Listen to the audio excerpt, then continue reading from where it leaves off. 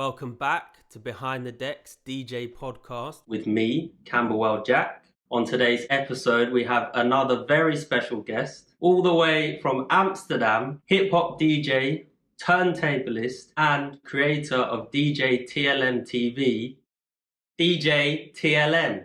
TLM. Yeah. What's going on, neighbor? What's happening? Let me just firstly say thank you very much for spending your time with me and our audience. I'm very grateful to have a knowledgeable DJ such as yourself. You've got 27 years of experience as a DJ, club DJ, tour DJ, mixtape DJ, radio DJ, turntablist, producer, event promoter, and content creator. Sounds about right.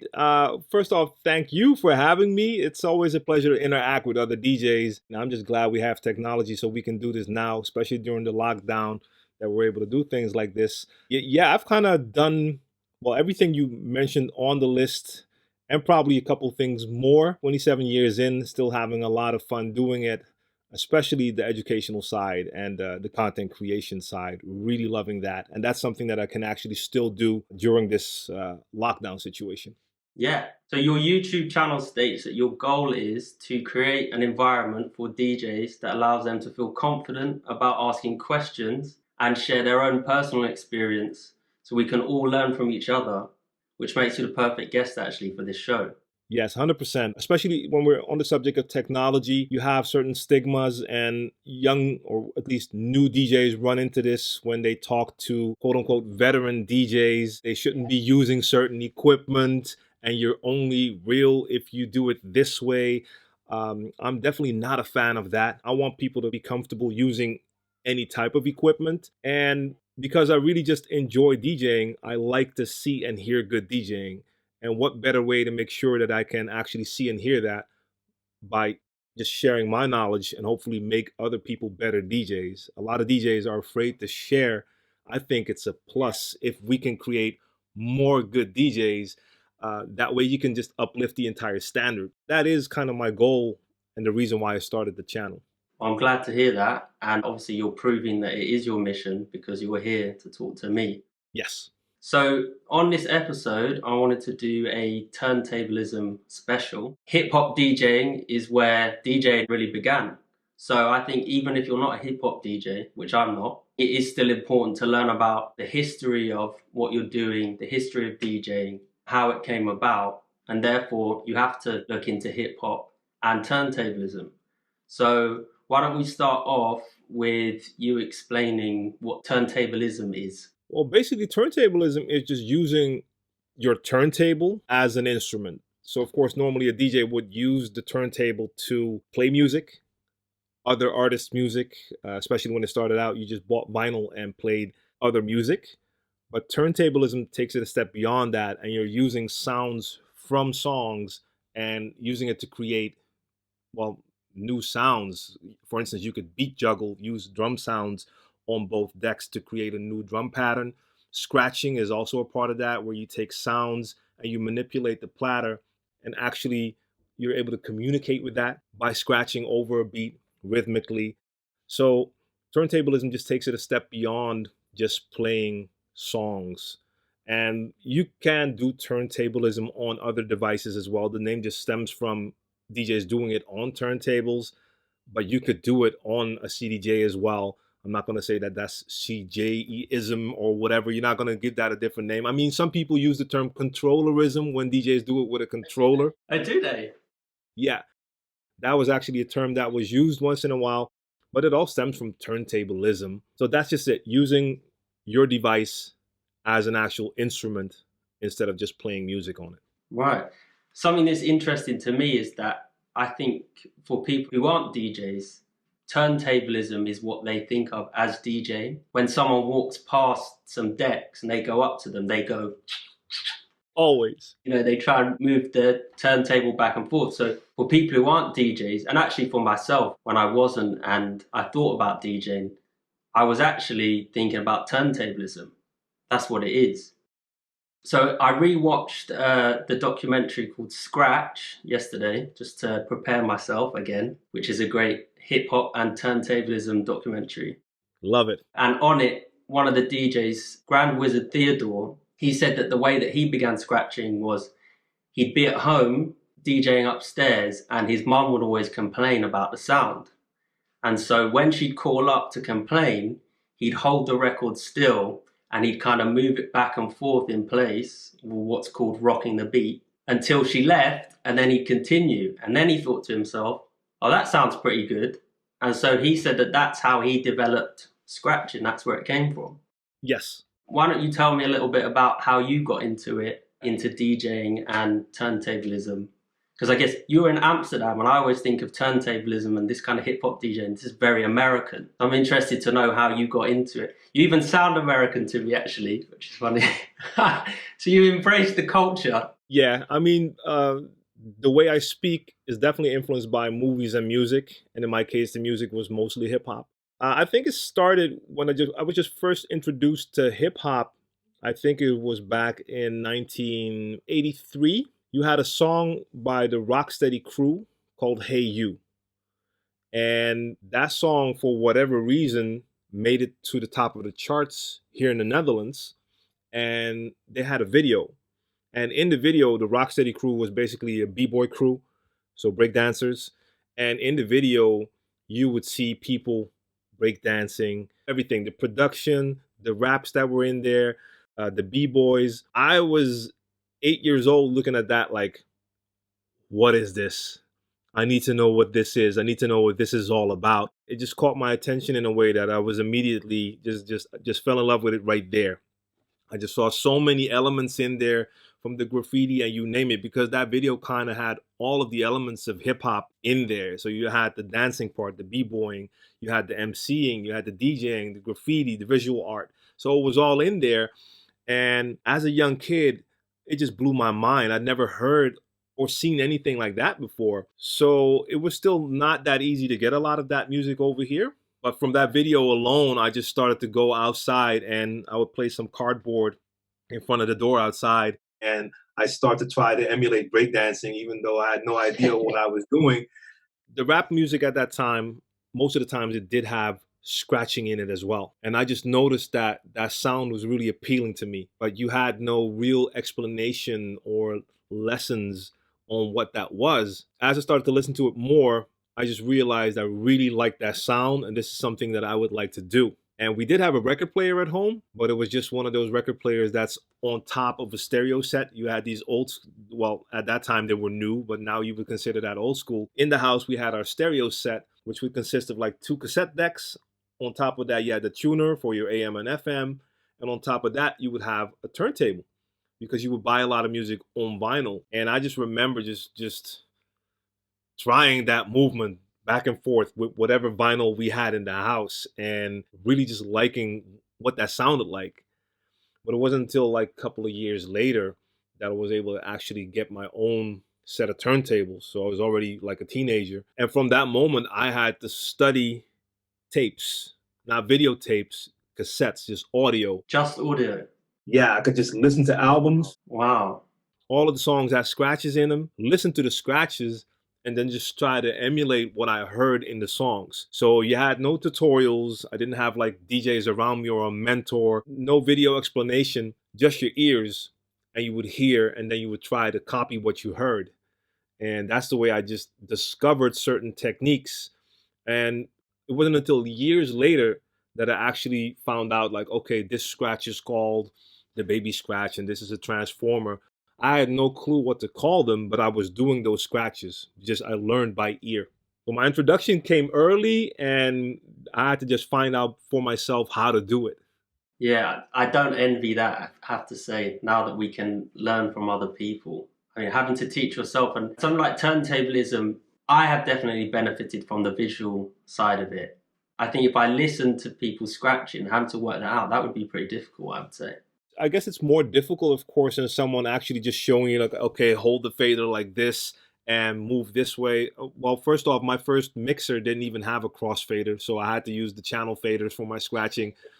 I actually learned how to backspin, how to go from deck to deck using the channel faders as well. Okay. Because I didn't have a crossfader. So you had to use a special technique where I would use one hand to hold both faders and then at the same time move one up while I move the other down, then play that one, and then move this one. So I understand what you're saying when you say you don't envy that, but in a way, I'm very grateful that I got to learn that way because you do appreciate developments a lot more. So when I got my first mixer with a crossfader, that's like going from a Volkswagen to a Ferrari. Like, it's ridiculous. Like, I can move the fader this way instead of having to do the crazy hand movement, and so on and so on with newer technology as well. I know how I started out, had a lot of fun doing that, but I can really appreciate everything that came after that that actually made my life easier. Yeah, definitely. You're well prepared for whatever arises now. Yeah, most definitely. So you mentioned there having a record player in your house. When I was watching the Scratch documentary yesterday, what I thought was funny is one of the guys from Jurassic Park, he was saying that originally a turntable was something that you walked away from once you put a record on it. You weren't supposed to touch it and people were worried about it being scratched. And then, of course, it becomes something that you do use and now people scratch on. Let's just talk a bit about some of the elements of turntablism. So you've got scratching, beat juggling, yeah, body tricks, which is where people are sort of scratching under their arm and turning around and doing it under their leg. Then you've got the competitions, so the DMC. Does DMC still run or is it just Red Bull 3-star now? No, I think DMC is still around. I know they do an online competition, and I think they still do a physical one as well. But I have to say, I'm not sure. They definitely lost some ground to competitions like the Red Bull 3-star competition, and then you have A-Track, who also has his own competition. I forgot the name. Goldie Awards. The Goldie Awards, they've done that 2 or 3 times now. Both of those are aimed a little bit more to the musical side of things because DJs actually have to rock the crowd as well, where DMC was really more about the technical side and entertaining the crowd with like crazy tricks and gimmicks. Where with, for instance, Red Bull 3 style, you actually have a bunch of rules in there, like you have to use a specific amount of genres of music, and there's like an actual audience there, not just looking. They want to be really rocked as if you're playing like a festival or a club. So there's a difference there, but I know DMC online is still there. I'm not sure beyond that, but they still exist though. Something I learned which is interesting is that DMC actually stands for Disco Mix Club, which I did know, but I wasn't sure why they had picked that name. And then I learned that it wasn't always a DJ scratching competition. It was a house music competition. And then a DJ called DJ Cheese in 1986, he was the DMC champion. And he was the one that actually introduced scratching, effectively changing the whole contest. And then it became a battle contest against other DJs where you do a 6-minute scratching routine. Yeah, that's true. I mean, a lot of DJ competitions were just basically DJs mixing. So like you said, it was like a mix club and they would mix music, but it became more interesting when people started to like implement turntablism techniques into it. And it evolved from there where they started to do crazier tricks and gimmicks every year. Of course, then the material they had changed as well. They were taking like vocals from records and actually dissing the other DJ with certain pieces of vocal on vinyl. And it turned into way more of a spectacle compared to just having DJs there mixing music. Wordplay, that's what you're talking about, correct? Yeah. And I mean, today, of course, it's really different because you can actually sample and edit all sorts of things because most DJs will be using some sort of digital system. But then you had to just go out and find a DJ's name on vinyl and Put a sticker on it. Other sentences, how you could make wordplay to actually diss the other DJs. So you had to be creative and you had to be resourceful. You had to go through a lot of material to find the right pieces. Yeah, definitely. Have you yourself entered any contests like the DMC or the Red Bull 3-star? I've never done DMC. I did I was part of the jury for a DMC contest in the Netherlands once. I did participate in DJ battles here, but that was a different competition. and that was just a Dutch competition. And most of my colleagues from that time went on to also do and win a lot of the Dutch DMC contests. At that time, you had a competition in Amsterdam called Turntablist, and all the turntablists, like major turntablists from the Netherlands, would be in that competition. So I did get to taste that for a couple of years. There was one DJ here called Kipski, and dude was just so far ahead of the rest that I think he won it like 3 years in a row, and then he couldn't enter anymore. I participated twice. Once I came in like third or fourth, and I think one time I placed second together with DJ DNS, also a friend of mine. And DNS went on to win it a couple of times, and Kipski did DMC multiple times as well. I did it in like 97 and I think 98, so it's quite a long time ago. It was a lot of fun. It's a different experience. It's something totally different than just playing a gig, especially for me, because I don't prepare my sets for gigs. And when it comes to a battle, you really have to prepare your entire set from A to Z, practice it over and over again to deliver and make sure that you kill it. And on my first time around, it wasn't that great.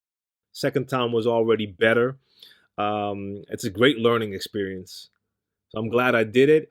Don't know if I'd do it again, but it was definitely fun to do. Nice. Hey, do you think there's value in DJs now entering contests like the Red Bull 3 style? I'm not sure. I mean, it all depends on the character. It's not for everyone.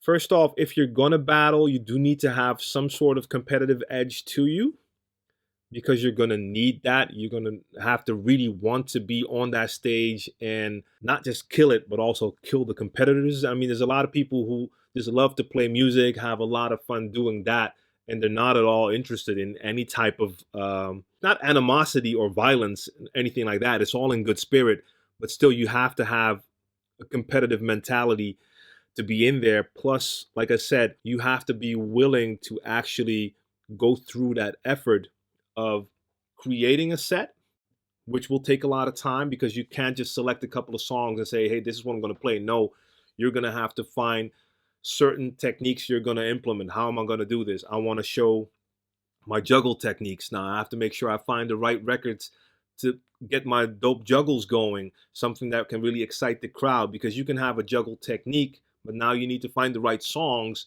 that will sonically actually make it more interesting.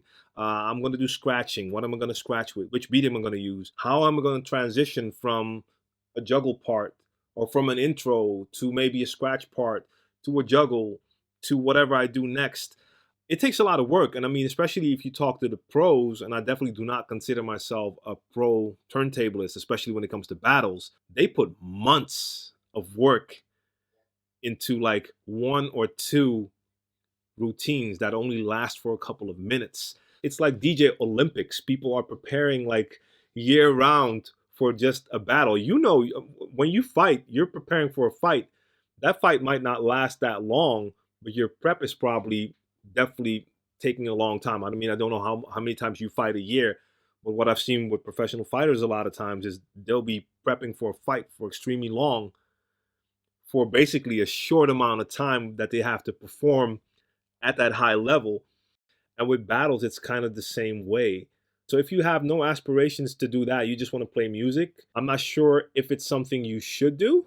Then again, I enjoyed the experience, but that's also because I actually have a love for turntablism. So at the end of the day, I'm standing on a stage doing something I actually love to do. So if you have no love for turntablism, this is probably not something you should even look into. And it takes a long time to actually be good enough to battle. Let's add that as well.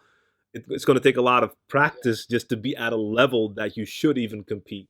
Yeah, definitely. When I do fight, actually, I usually do 3 2-minute rounds. So 6 minutes, which is exactly the amount of time that the routines are for DJs. I can definitely see value in it. If you had no branding and no name, I know that you can get very big and you get a lot of exposure, especially something like the Red Bull 3 styles. That will bring you a lot of attention. And I know that lots of people can get bookings off the back of it. But it's a very separate part of DJing. So I've watched interviews of A-Track And he was saying that whilst he was at the kind of height of his turntablism and he was a DMC champion and the youngest champion ever, he didn't actually know how to really mix. Right. For club DJing, and he'd get all these bookings. Even though he was considered an expert DJ, he felt like he didn't really know how to DJ. He was going on tour with Kanye West. He just knew how to scratch and cut and beat juggle. He didn't really know how to mix songs. It's a world of difference. And I mean, most of the DJs that I used to battle with, like in those competitions, I saw how a lot of them tried to make the transition from being just a turntablist to becoming also a club DJ. And that only worked for a couple of them. Like for most, that was even harder than all of the battling they were doing. Because for years, they'd been practicing and studying how to scratch, how to beat juggle. And playing in a club is a totally different thing. So it's not for everyone. Some DJs are just better off being scratch DJs than actually being club DJs. But as far as competitions helping you out, it can be a good thing.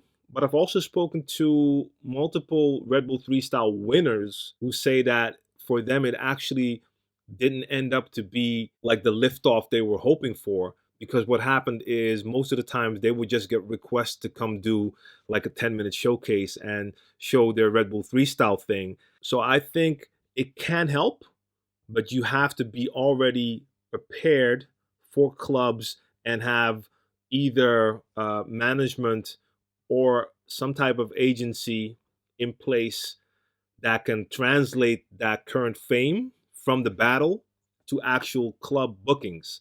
So for instance, you have DJs like SK83 from Germany who won 3 style a couple of years ago, and he took that and from there totally took off. Now, I'm not saying that he didn't have a career before that because I'm not sure. I don't know. But I know after that, he took full advantage of that. But he also had like productions, like music coming out.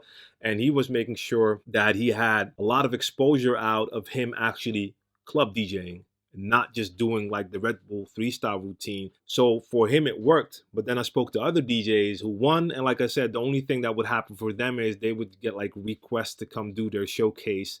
And that's it. And after the initial hype died down, it just stopped. So it can help, but you're still going to have to make sure that you either have a team or you yourself have to be prepared to really promote the hell out of you being a club DJ, because it can be a stamp that's put on you as well. Like, okay, that's a scratch DJ. Mm-hmm. And I've seen that myself here as well. Like people would label me as being a hip hop DJ, a scratch DJ, so they wouldn't check me for certain other bookings when I was perfectly capable to do those type of gigs as well. So you actually have to make sure you put it out there that you can also do this, and that, if you want to be a broader DJ than just one genre. Like hip hop is my main thing, but I played a lot of R&B, dancehall, New Jack Swing. I needed to make sure that I wasn't just labeled as a scratch DJ, because then you're gonna miss out on a lot of bookings. So that promo is important. Yeah, no, definitely. I think it's fair to say that there's a lot of DJs out there who've entered the contests, won them, and they've got a bunch of trophies from a DMC or Red Bull 3-star sitting on their wall, but don't actually have a big DJ career. No, for sure. And most of the old school like turntablists I know, even people that participated in battles, also moved on more towards like the house, the dance scene, and became big there. And their current audience doesn't even know that they used to be like scratch DJs. But that can definitely work for some. They'll leave the battle thing behind also because it is stressful. So they might still enjoy a scratch here and there, but actually doing battles, it's a stressful situation as well. Like I said, the long prep, the tension that builds when it comes to like competitions. So after a certain amount of years, DJ Craze did the same thing. I mean, he was like one of the illest battle DJs. But at a certain point, he was just like done with that part, time to move on. And he definitely did move on. And now he's just DJing all over the world in multiple genres. And every now and then he'll just make a video and have us turntablists at home sitting like, oh God. Because he's still so ill. But that's the thing now. You can actually do that. Just make a video at home and still showcase your skills. You don't necessarily have to go to battles. Like back in the days, you did have to go to the battles because you didn't have the internet to showcase those skills. Do you know a guy called Jack Beat? So he's the friend of like a group of DJs that I'm friends with. He's one half of the mixologist. So he's been a DMC champion quite a few times in the UK. And he toured with A-Track. He then has now left turntablism behind to be kind of a club DJ. Under Jack Beats, he's a bass house DJ and he doesn't incorporate scratching into his sets. Right. I literally had no idea that he was a huge turntablist until I saw him put a post on Instagram from like 20 years ago when he was in the mixologists and he was like multiple DMC winner. And I thought, wow, this guy was like not even just dabbled in turntable, he was huge. I had no idea because he doesn't put it in the sets. Interesting that he'd basically left it completely behind and moved into house music. Yeah, it happens. He might still do it at home though, but they decide that they actually really want to turn a page. And like you said, they don't even incorporate it in their sets anymore. It's just something they did. And now they basically have a totally new identity. Yeah, definitely. So would you agree then that turntablism skills like scratching and beat juggling, they're not necessary for success as a DJ these days? No, they're not. I'd love to say yes, it is important that you know how to do it. But that's just not the case. At the end of the day, the most important job for a DJ is to rock a crowd. The best way to do that is just to play the right music for that crowd. That will always get them going the most. And I mean, I still incorporate turntablism into my sets.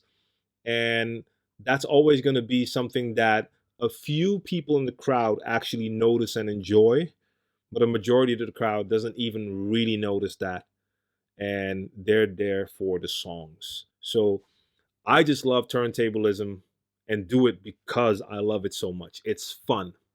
And I do advise people to like try it out because I experience it to be a lot of fun. A lot of other people do, but it doesn't have to be a main part. If you add it to your skill set, you do have an extra trick in your bag that could set you apart from other DJs. If you play in a certain area and you play a certain genre of music and a lot of DJs play that same genre, and you have the same type of crowd reading ability, you can both rock the crowd, or 10 of you can all rock the crowd with the same type of music. But if you're also able at a certain point, put on a tune and then just put a couple quick scratches in there, even if it's just for a small percentage of the crowd, it is something that they're going to know is like, hey, did you see that? I've heard that DJ, and that DJ, but this is the only one I've heard incorporate some scratches. So it's something that can set you apart a bit, but it's definitely not the thing that's going to make you more successful. Like the example you just gave, he's not incorporating scratches at all. And he's made a totally new career without any of the turntablism that he definitely has in his skill set. So no, you don't need it. Same thing with production. You don't need to be a producer in order to become a DJ, because I get that question a lot. Like, they see the big DJs, and of course, a lot of the big DJs will also have music that they either produce or they'll have a ghost producer and release the music. But you don't need music to become a DJ. Can it help? I mean, it can definitely help. If you have singles out there, you can probably reach more people. But if you just want to be a DJ and play music without scratching or production or anything, you definitely can. Yeah, definitely. I mean, I don't mean to discourage new people from taking up turntablism, because like you, I find it so impressive and I love the art of turntablism. It's actually something that I'm sort of putting time into practicing now. I don't think it's necessary to be a big DJ. And for me, the evidence is there because I've got friends who are playing Coachella and Wireless Festival and huge bookings all over the world, and they don't know a thing about scratching. But having said that, now we're living in a time where Instagram and the visuals of DJing actually are important for building an audience, which gets you bookings. In that respect, I actually see turntablism as being a secret weapon, especially when, as I say, most people don't know how to scratch. And that's also kind of encourages me to practice more, because I've recently been trying to build my Instagram to be about DJing, and previously it wasn't, because I always found that when I put up DJing posts or music posts, they'd hardly get any interaction. Mm-hmm. But I do want to build it like that, So I was trying to work out what was I going to use. And I put up some mix videos, and people who aren't DJs, they can't appreciate that you did a good mix. So I'd put these great transitions in where I'm like, oh man, that transition was so good. But people don't appreciate that. They won't notice. I think that scratching to someone who doesn't know anything about DJing, that will always be impressive in a video, to watch someone scratch. And especially during a time now, because obviously we're recording this during the COVID-19 lockdown, where you're not able to go out and perform. And I think if you were able to put out scratching videos, those are likely to get a lot of engagement from people because you can keep them short. I also noticed that if I put up videos that were more than 1 minute long, no one was interested in them. So the scratching helps you to condense them. And you need videos that are sort of fast moving. I've noticed that as well. Even if it takes you just 30 seconds to mix in the next song, they might have closed the video at 10 seconds. The scratching, you see the hands moving. If they're using like the S9 mixer, they're hitting the pads, they're doing wordplay, which always catches people's attention. So being a turntablist, yeah, it's not necessary for success, and definitely it doesn't guarantee you success as a DJ. But if most other people aren't able to do it, and you are, I can see that it is a great way to sort of showcase your skills, stand out, and create engaging content, which, as I say, I've noticed is important because everyone I've spoken to so far on this podcast has told me that Instagram is their best tool for getting DJ bookings. Yeah, that's the new era we're living in. It's true. I mean, I've always told people to make sure that they have like mixtapes online. Before that, it wasn't even online, but to have mixtapes, because you needed a way to let people hear what it is that you do. And I do believe it still matters that you have that, so that once you grab people's attention, they can actually find more than just the 1 minute snippets. But we're living in a society where the attention span is real short. So if a long mix is all you have to offer, when we're living in a society now where if you don't catch their attention in the first 5 to 10 seconds, they're off. They're not even waiting around to the first transition, like you said. That's it's a fact. It's sad on one side because you might put effort into your mixing techniques and all of that, and you will still need those for actual gigs, but you might learn those skills and think that you can showcase them online now, and a lot of people don't even take the time out. But if you have something that catches their attention straight away, and it could be scratching or it could be some finger drumming on pads, that will at least grab the attention. And it's just something that you need to have now as well. A social presence is just important for DJ bookings, even though it sounds crazy. It's just the fact of life. I mean, certain DJs might want to deny that and act like it's not a thing, but it just is. Promoters will look online as well. And if they see that a DJ has a following online, to them that translates to possible tickets being sold at their venue as well. And it's better proof than just listening to a mix. They can listen to your mix online. That's not going to guarantee them anything. But if they see that you have like 10, 20, or 30,000 people and you get a certain amount of reactions, that tells them at least a little bit more. And yeah, like you said, if you learn how to scratch, you don't even have to learn like crazy turntablism techniques. I'd probably say the more advanced turntablism techniques won't actually help you in that situation, because first of all, a lot of the audience won't understand it. So you could do complex beat juggles, but they'll probably go over most people's heads. While finger drumming is pretty easy to understand, you see the visual, you understand what's happening. Same with the scratch. You can see and hear what's happening, but it catches the attention. It's the same thing with breakdancing, for instance. The thing that most people will attract to is when they see someone like spinning on his head. Yeah. But when you talk to b-boys, they'll tell you that's not the most impressive technique.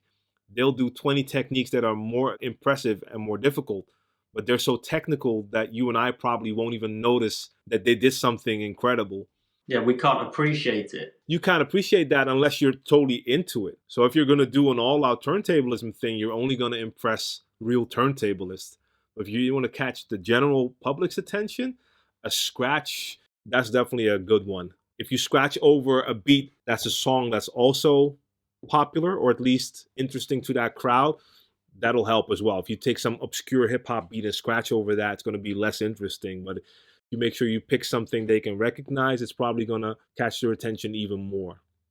Definitely. So on the topic of standing out, let's talk a little bit about creative DJing, something that I guess in clubs is often lost because it's mainly about what songs you're playing. So what does creative DJing mean to you? Well, to me, it's definitely incorporating turntablism, but in a very subtle way. So I'm not doing showcase type of things. To me, it's all about actually being busy as a DJ, and I'm not doing that for the crowd. What I mean by that is a lot of times you'll see DJs and they'll do the transition to the next song, and then they have like a minute or two until it's time for their next transition. And until that time, they don't really have anything to do because all they do is make the transition. That's when you see all the fake knob twisting and hand waving and whatever happening. I mean, we've all seen the videos of DJs like they're twisting all sorts of knobs, and we can tell, like, dude, that's the wrong channel. Nothing's happening right now. Do you know what? When I watch those and I see them twisting the knobs, sometimes that makes me think that I am not DJing correctly, because I'll watch and I'll think, I never touch them. I never do that. So I'm like, is it me? Am I doing something wrong? And big DJs as well. Sometimes you can't see so clearly on the videos, but I often wonder that to myself. Should I touch it more? Because is it going to look like I don't know what I'm doing because I don't touch the knobs? What are they doing? Obviously, they might be taking out the lows to bring in a new song, touching the EQs, but sometimes they touch it so briefly, there's no way that it did anything. It's like they're making sure that the knob is still attached. Is it still there? Okay, it's still there. Oh, yeah. And it's not even just a couple of times. It happens a lot. And they do it in a way that people actually see that they do it. So a lot of the DJs will add an extra movement. They'll not just twist a knob, but they'll turn their hand up so people can actually see, oh, they're touching their mixer. It's all because they have to fill time. If you know that your next transition is in like a minute and a half and you're just standing there, then you're thinking, okay, the crowd is seeing that I'm just standing here and I'm not doing anything. I have to make sure I give them a show and it looks like I'm doing something. So they'll do a lot of that.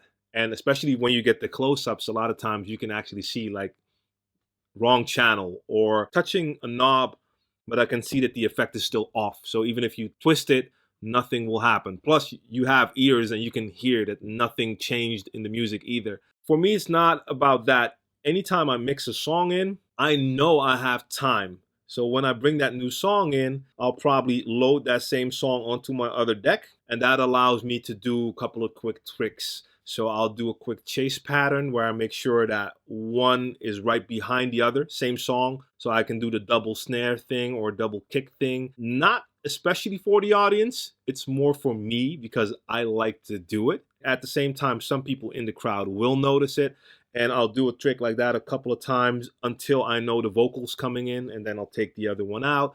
Or I might do a transition, and at the end of the transition, when the new beat continues to play, I'll do a bit of scratching with the old song because I know I have 8 bars left before a vocal starts. Little things like that. That's what I like to do to keep it creative. Every once in a while, I might do a little bit of drumming, but I don't do a lot of that. Creative mixing can also involve like wordplay where you have a certain song and at a certain point in the song, you have a sentence and there's a word in there. You might do a loop with that word, mix in a new song that has that word in the title. There's a lot of fun you can have with music, especially when you dare to dig a little bit deeper. But for me, it's just to keep it interesting for myself. I couldn't just go out there, just grab the same bunch of songs. I mean, we all know if we play a specific party, okay, these are the hits. If I play those songs, they'll like those songs. But if I just go out there, just play those songs, every time in between transitions, I wait, then I make a mix, and then I wait. That's not why I became a DJ. That's not where the fun in it is for me. So I want to make sure I'm having absolute fun by manipulating the songs a little bit, by doing a couple of extra things here and there. That's what I basically call being creative with it. So it's not that I'm being experimental and going crazy with all sorts of things. I keep it pretty subtle because I want to make sure that they're dancing and that they don't stop and just start to watch me. Because that's the danger when you start to do too many tricks that people might think it's a showcase and everyone just stops and starts to stare at you. That's not my goal. I want to make sure you're dancing, but at the same time, I try to add something extra. Grab a acapella and just make a quick live mashup on the spot, then move on to a next song. There's so many things you could do, or even if you don't add extra things, you can actually have fun with knobs on a mixer, not fake, but for real, with effects and EQs. There's things you actually could do. Creative can be different for every DJ. And for some, it will be long transitions where they're working the EQ like a master, where I'm pretty blunt with my EQ game. It's a lot of times it will be just, all right, new track is coming in, low end out of the old track, new track in, and now they match. When some DJs are just perfect with taking out a little bit of mid, adding that on the other one, making sure that they have it sonically correct. But that works better with different genres of music too. With hip hop, a lot of my transitions aren't that long because the hook is 8 bars. My transition will only be 8 bars. And I've played with house DJs and they had like a 32 bar transition. Yeah. That's like 4 times my length. So they actually have the time to really work the sound. I could envy that sometimes. Like, wow, they have the time to actually do stuff like that. We don't have that. It's an 8 bar hook and then the next vocal comes in. So you have to be snappy with it as well. So it's a different style, I guess. As a DJ, I would say creative DJing is like a cappella mixing, hot cues, using a hot cue. So you can do wordplay. If you set a hot cue on a certain part of a vocal, for example, you can drum that in. You can chop in and out with the volume faders. If you're bringing a song in, you can sort of chop it in and out. I can cue scratch. Tap the cue button if you're not that confident with scratching. And even say having special edits of songs or remixes. That's an element of creative DJing because you do want to play music that people enjoy. But as you say, you don't always want to play the same songs over again. So maybe if you've got a special edit that someone's done of a popular song that's new to them, that's a way to creative DJ as well. Yeah. I just want to go a little bit more into detail with scratching. So you've got the baby scratch, you have the flare scratch, you've got the transformer scratch. If I'm someone who wants to learn to scratch now, which I am, where do you think I should begin and what should I focus on? Should I focus on practicing my hand movement technique? Should I try to just create scratches myself, or should I look for patterns and try and learn the pattern? I actually have something here. I'm not sure if you know about it. No, you probably do. It's called the Turntablist transcription methodology. Have you seen this? Oh, wow, you have that. I don't have that, but... So what this is like a really long document, and it gives you scratches. It's like a written out composition. It actually looks like it's guitar tabs, and that is to teach you to scratch. I have to say, I haven't really gone into it in detail and used it yet, but I'm wondering, is this sort of the best way for me to do it, is to follow something like this that has the patterns for me to learn? No, you don't think so? I don't think so. Simply because if you don't have someone there that can first actually show you and let you hear how every one of those patterns sounds, I think it's going to be pretty difficult. I mean, it's written out the same way people will write music with notes, but now it's scratches. It is pretty cool, but I think that's more for someone who's already mastered the basics. Now take that and actually try to read and play that. Right. No, I think the best way to start is actually just the baby scratch. That's where it all begins. And with a baby scratch, we're talking about a simple back and forth motion. You don't need to use faders yet. If you use turntables, you don't have to press play. It can be just still. Get your hand on that platter and start to practice that back and forth motion. Start to practice so that you can do it rhythmically over beats in different tempos. That's where it all begins, that movement. And with that alone, you can already do tons of different patterns because you can do it slower, you can do it faster, you can go from slow to fast within a movement, fast forward, slow backwards. There's all sorts of things just with that, the hand movement. Then you start to bring in your crossfader and stick with basic scratches as well. So you have your first couple of scratches like the cuts where you basically do your forward motion.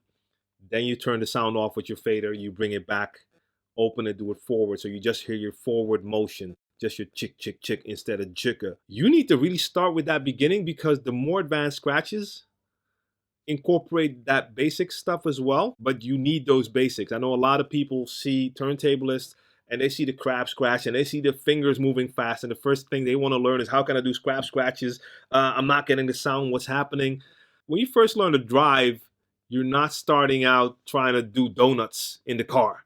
You need to start at the beginning first. Same with walking. You start step by step. You don't start with a sprint. And with scratches, you need to start with that foundation, because that basic back and forth motion is going to come back in every scratch technique you do. If you're doing flares, that is a fader technique, but the hand technique on the platter is still that back and forth motion. So this has to be the most natural feeling there is. And then it gets crazy complicated when you get the flares and all that sort of stuff. If you start in an open position with your fader and close, or close and open and tap 2 times forward and backwards, and there's ridiculous amounts of scratches. For a lot of the scratches, I don't even know the names. That was never my thing. And like I said, I taught myself a lot of scratches and would have DJs tell me like, hey, you're doing the flare. I was like, oh, okay, that's the flare. And then I saw a tutorial video of someone explaining the flare, and I couldn't do it when I followed the explanation, but I could do it when I was doing my own natural movement. I had to go back a couple of steps when I started to make tutorials to actually see how I can explain all of these steps. And that's when I truly understood you have to start at that beginning point before you move on to all of these crazy scratches. And if you're playing for the general public, like you said, when you do a terrific transition, that's technically perfect, and a lot of people don't even notice that. That is the same with scratching.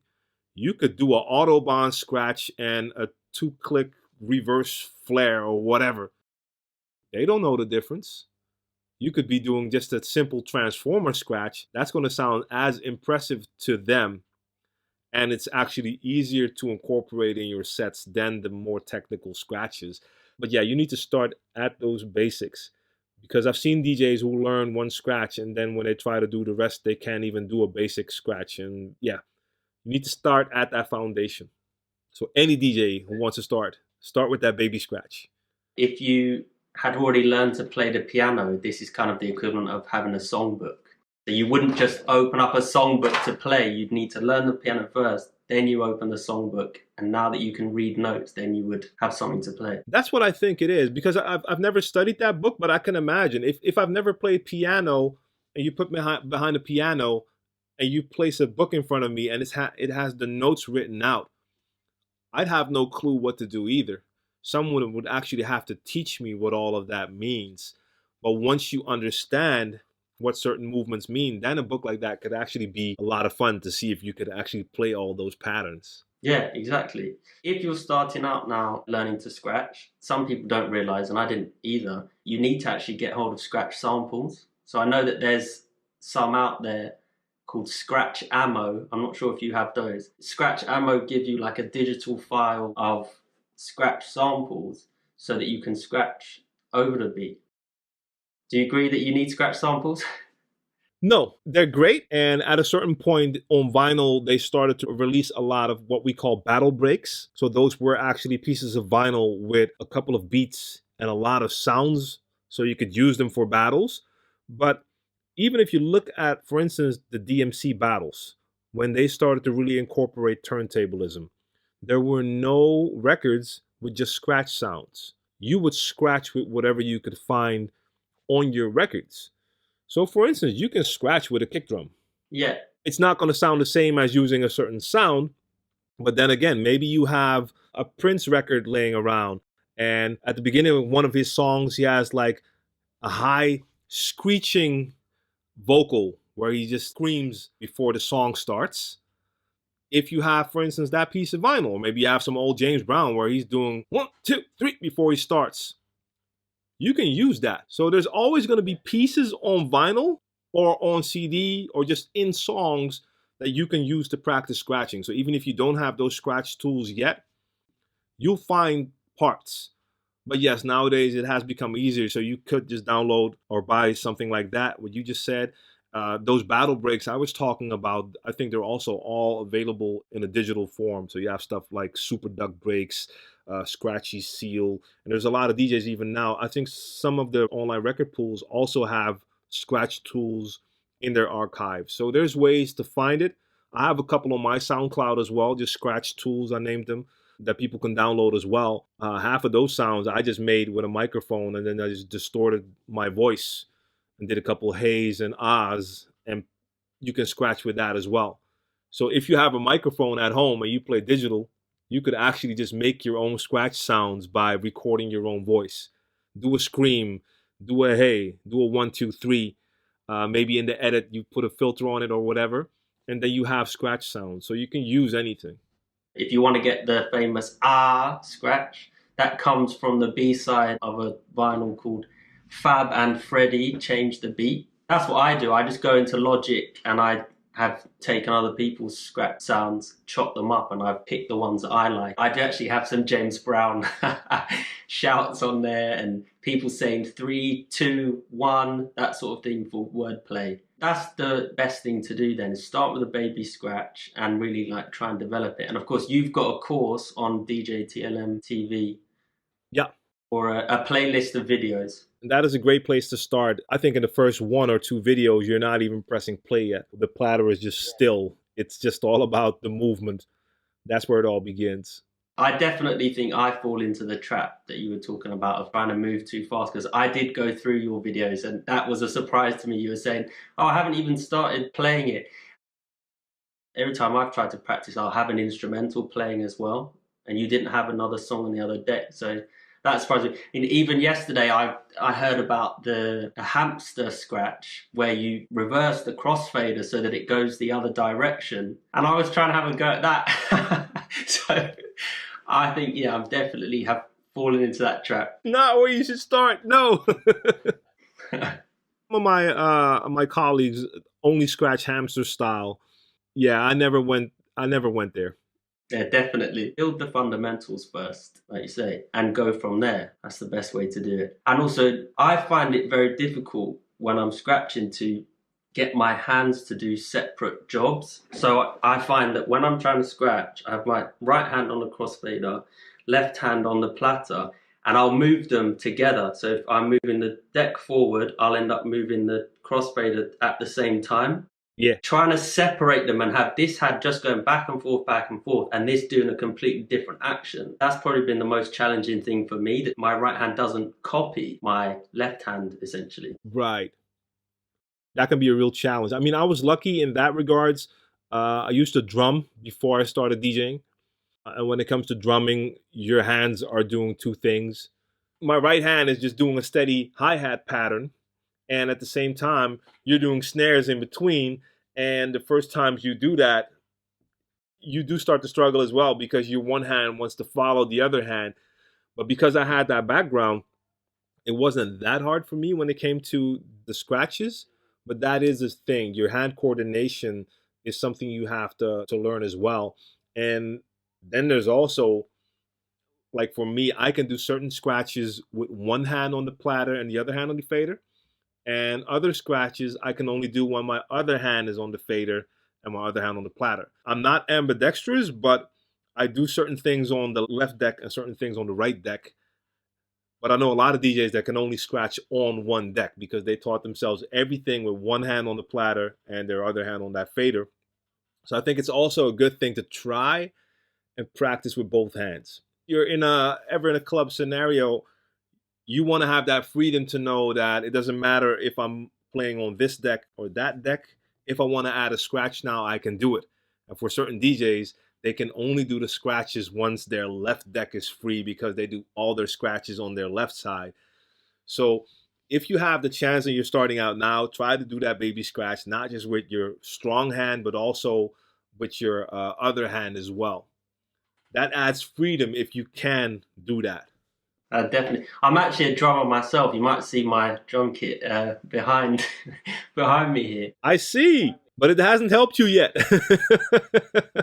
I am still finding it, yeah, like I say, a challenge not to let my hands copy. But one thing I will say about drumming, and something I've noticed with DJs that I consider good, is a lot of them have backgrounds as drummers. And for me, when I learned to DJ, the first thing I was taught was to count beats. And I didn't need to learn that. I already instinctively would count beats. Right. If I'm in a club, my mind just counts the beats anyway. And I remember thinking at the time, was I sort of not doing something right? Because I just knew when to make the transition anyway. I didn't have to learn that. And when I mix now, I don't even have to count like 1, 2, 3, 4. My mind just knows when is a time to make the mix. So if you are a drummer and you're considering taking up DJing, I think you've got a good chance of picking it up pretty quickly. 100%. I know for a fact that that was one of my biggest helps. I mean, I didn't just teach myself how to scratch. I taught myself how to mix as well.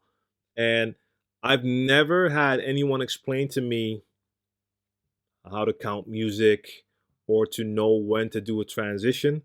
That came naturally, and I know that came from drumming as well. So I had to learn about teaching people about counting and the beats and bars because I never had to teach myself that. I could be in a club and hear a DJ, and I could just hear that the DJ wasn't doing it right because your natural counter from drumming is in your head, so you just know.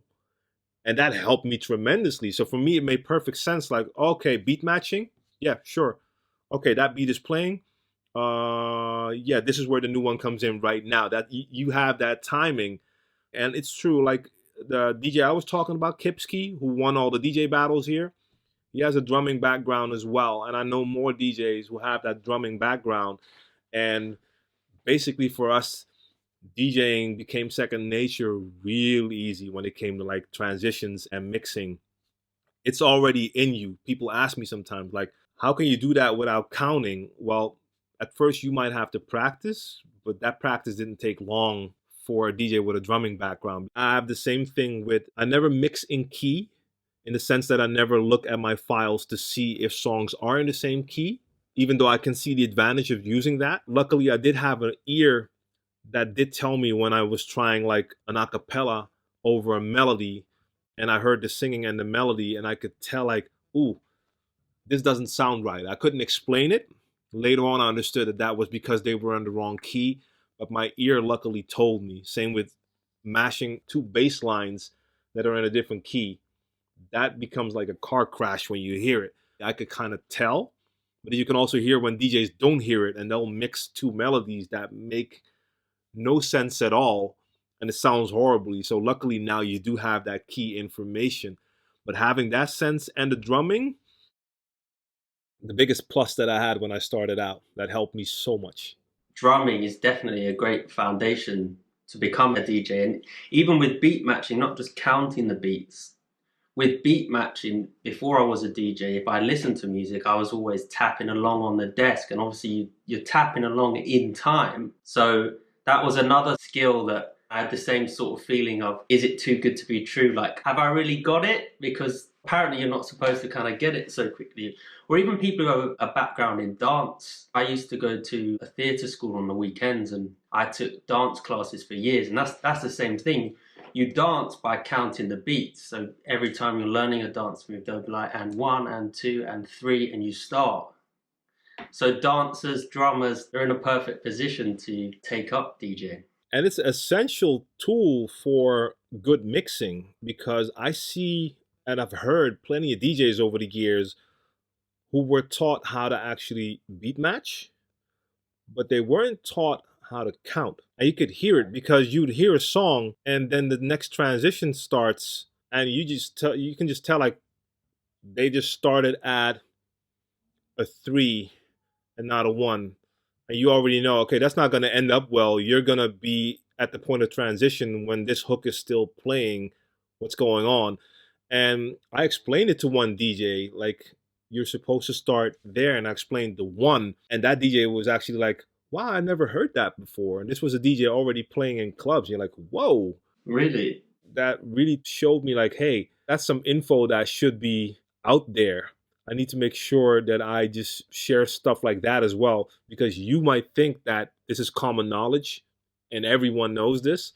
And then you run into more DJs that are already playing, they're already getting bookings, but they're still not doing certain things right, so you can help them to become better. And hopefully, like I said again, raise standards, because if people hear bad DJing long enough, it becomes acceptable, it becomes the norm, and that also means that your skills become worth less and less. I know everything goes in cycles. At a certain point, like years ago, there was more attention to skills and DJs doing good mixes, and of course that changes over the years, and then other things become more important. And even now, like a social presence will be more important than skills. But you never know. Things go in circles. At a certain point, people will start to appreciate smaller events more than the mega festivals. And at the same point, they might start to enjoy DJs who are more skillful and who can tell more of a story in their songs instead of just playing bangers back to back. So it's always good to make sure that your foundation is strong so you can handle any situation. Actually, that's an important point that you mentioned about beat matching, because it is really only one element of it. You could have two songs that are exactly the same speed. I could, or you could, set them exactly the same speed here, so they would be beat matched, but that doesn't mean someone can make a good transition. No. That always comes to mind when I hear people saying that you shouldn't use the sync button, because as you say, if you play it on the wrong beat, you bring it in on a 3 or a 6, the phrasing won't match up. So you've got to think about, one, bringing it in on beat 1, but also you might bring it in on beat 1, but you might be 32 bars in the chorus. Well, that's not a good time to bring in a transition, because they're going to clash over each other. That's the science, man. And when it was new, a lot of DJs were putting way too much emphasis on beat matching as being the essence of DJing, when, in my opinion, it is a part of it. And definitely when you're learning how to DJ, learning how to match beats by ear is a great skill to have.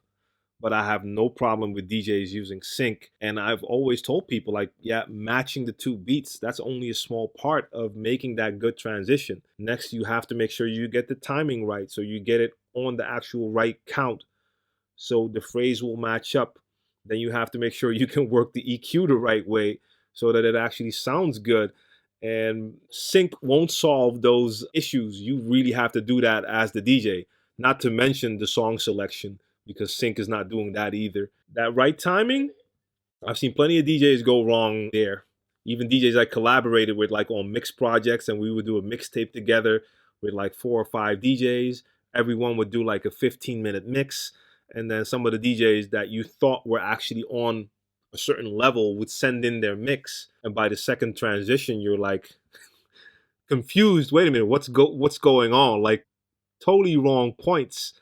And then you start to notice, like, okay, not everyone hears the same thing. So it's important to teach that. I think the whole sync debate is massively over-exaggerated, because it's made out as if sync DJs for you, it does transitions for you, it selects the songs for you. It's one element of DJing. The only situations that I think you can't beat match by ear is going to be a very big problem for you is if you go back to back with someone, because they're unlikely to be using sync. And also, you can't trust other people's music that they've analyzed it correctly. Right. And I see this happen a lot, because I play like garage and grime music. And in grime especially, most of those songs are made at halftime. I'll bring it into record box. It always tells me that it's 140 beats per minute. And I listen to it and I go, no, the drums are definitely half that speed. They're 70 beats per minute. And the drums is where you start as a DJ. So I don't care if the producer had 140 written at the top of Logic when he did it. It's not 140. I've played with people before and they just leave it as whatever record box gives them. So I'll look at it and I'll think, no, that's definitely 70. And if I brought in my track that was 140 and I hit sync, which is actually 140, it's twice the speed. So that's definitely going to change the energy and it's not going to be the right thing to play. So in those circumstances, I do think it's important to be able to beat match by ear, because a lot of people are lazy when they analyze music. Like I say, they'll take the first thing that the record box software gives them for the speed. They also probably don't get into the beat grid and line it up exactly on the 1 and the 2 and check it out. Especially if you play old music, it changes all the time. Hip hop is the worst for me for that reason to mix, because it might start at 90 beats per minute, then it becomes 90.56, then it becomes 91, then it slows down. And so again, if I have sync on, it makes no difference because that song is not even in time. You had that happen a lot with hip hop music though? All of the old hip hop that I have is like really, it either has like a weird decimal place BPM, like 102.67. Right. Or it changes. Some of them are vinyl rips, so that's more understandable because the record gets scratched and it jumps and things like that. But also I know that especially with old school hip hop, it's made using samples of funk or soul. And on those records, they have a live drummer. Now, as we know, a live drummer is never going to be quantized, always in time for the beat. And in certain sections, a live drummer who's doing a solo, who wants to show off to the crowd, they're going to speed up and they see the energy and they're going to slow down. So that's the reason that most of those songs do change speed and aren't quantized. I mean, in hip hop, you have to stay on it at all times because you think you've matched it in time, but if you don't bring it in, then it's changed. I haven't noticed it that much with hip hop, but especially if you go back, like let's say soul and funk, when you know for a fact that the entire song is just made by live musicians, and even the disco era. Yeah. I've seen DJs struggle like immensely. We used to have a party here in Amsterdam called Paradisco. It was at a club called Paradiso. That club is still there, but they would play like a lot of disco and some soul and funk as well. And sometimes you could just see DJs fighting with their records because you're not mixing like a song that's quantized into a live song. No, you have two songs that are not quantized. So they'll be synced up for maybe a couple of bars and then they're both going in different directions. So you would have to be so on point to make sure you keep it there. And it's not just speeding it up, it's slowing, speeding up. Because even the greatest drummers in the world, like you said, they're not going to be like a metronome. They're going to fluctuate every now and then. It's a great practice tool, by the way, just to take one song that's quantized and then take one song that isn't because of live musicians and practice with that because it's going to keep you on your toes the entire time. Yeah, definitely. It's going to really teach you to practice your ears like, okay, it's going too fast now, slow it down. And yeah, if you take songs like that and you try sync, forget about it. That's not going to work. I mean, there are ways, I've seen people do it, where you take an old song like that and then you have to import it into Ableton. And with the warp, you can basically change the speed without affecting the song too much. And then they would actually go... and quantize it themselves. Yeah, but piece by piece to make the entire song straight and quantized. But then again, that's a crazy job as well. Or you could do it with like the first eight bars of a song like that, have those quantized so you could do a mix. You see people do that sometimes as well, special edits where they have like a quantized intro. And then after that, it's going to go all over the place. But yeah, I mean, I have no problem with people using sync. I wouldn't depend on it. But then again, I know, especially if you do have all quantized and analyzed music, beat grids on point, and you're doing more routine type stuff where you're actually using like 3 or 4 decks. Mm-hmm. I can understand that sync is definitely a great tool to use then because you're doing so much at the same time. And even DJs like Craze, they say that, yeah, they use their sync. And I totally understand why. So I have no issues with that at all. Yeah, definitely. Same here. Let me ask you, what makes a good DJ to you? Are there essential elements of DJing that you feel are necessary to be considered a good DJ? And what are they? First off, you have to master your technique. So you have to be able to DJ the right way. So you have to be able to how to count, make sure your mixes are on point, phrase-wise, work your EQ the right way, have your levels right. That's just enjoyable to listen to. On top of that, you have song selection, being able to read the crowd and deliver the right songs to that crowd. And then as the cherry on top of that, you want to see a DJ add their own identity to it as well. Like, I enjoy people adding turntablism, of course, but there's plenty of great DJs that don't do that. It's not a necessity. For me, it's an extra enjoyment if they do. But seeing a DJ adding their own identity by hitting you with songs you weren't expecting, but when they hit you with those songs, they make perfect sense, and you're like, oh wow. It's a combination of getting the techniques right, having your own personality in there, and you have to be able to read that crowd and hit them with the right music. I think that is so important. Like some DJs will come prepared with like what they feel will work, and they'll just go through that. When after song 3, you can tell that the crowd that was there that night is not into it, and they'll just continue down that path. And you're like, are you not seeing what I'm seeing? And they'll continue to go until like the dance floor is empty. Even if your technique was on point, that's like horrible DJing right there. It's a combination of a lot of things, and I think that definition is going to be different when you ask different DJs what makes a good DJ to them. But I do like to see like good technique. It's not the most important thing, but if you have great song selection and your technique is terrible, I'll still enjoy the songs, but not as much. If you bring that song in with a great blend, it's going to sound a lot better to my ears, probably put a smile on my face. If you don't do that, I might still be like, hey, that's a great song, but it's not the same feeling. So how it's delivered to you is still important as well. Yeah, exactly. From my perspective, you need the foundation skills. So you want to be able to beat match. You want to be able to transition correctly. And once you have mastered those skills, you don't have to be a DMC champion. No. The next thing is song selection, which I actually think is the number one skill for DJs, people who can already DJ. So it's not like, I'll just be good at song selection. For people who can already DJ, song selection is number one, because at the end of the day, most of the time you perform to people who aren't DJs and they don't know really what you're doing. You could be up there, and if you've gone to a UK garage event here in London and you start playing hip hop, they're going to go, oh, he's a DJ. Right. Because they don't like your music.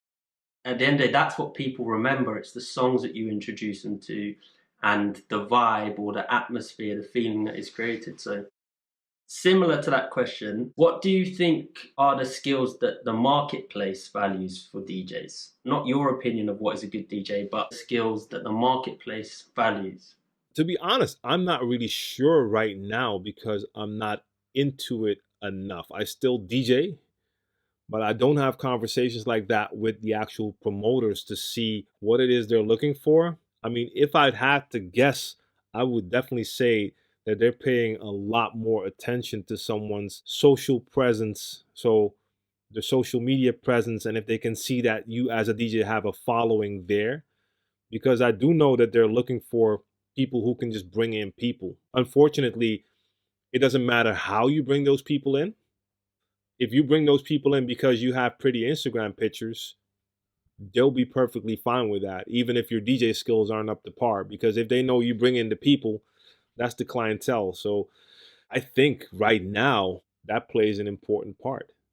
But like I said, it's hard for me to guess because I haven't spoken to promoters about this in a long time.